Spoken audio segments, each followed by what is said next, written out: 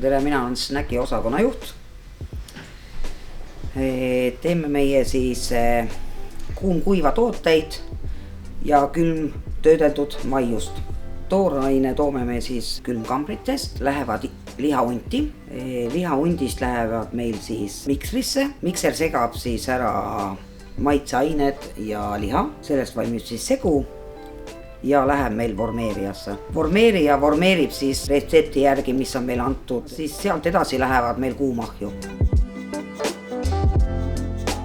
Selles osas seltskond on suur, uued inimesed, uued tutvused. Keda sa enda meeskonda ootaksid?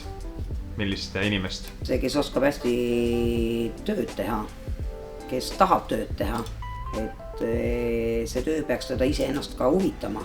Tugeva peaga, et ei pea näpuga joont ajama. Aga kolleegid on abivalmid üldiselt või kuidas sa arvad? Ei, no kui küsima midagi lähed, sa nagu asja korda, et ei ole probleemi sellega. Et kõik üksteist toetavad siin, et kontor alumisi ja alumised ülemisi ja...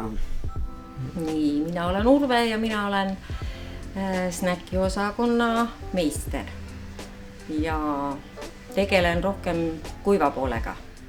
Külmkuiv on siis, teeme põhiliselt 2-3 sorti, mis on kujudelt. Väikesed pelletid, suuremad pelletid ja mündid. Ja võin julgelt öelda küll, et minu kolleegid tulevad alati mulle vastu ja on abivalmis. Mida sa ootad, millist sorti uut töötajat sa siia ootaksid? Kes sooviks uusi ideid ja igasuguseid uusi mõtteid ja selliseid variante välja pakkuda, mida võiks veel siin teha.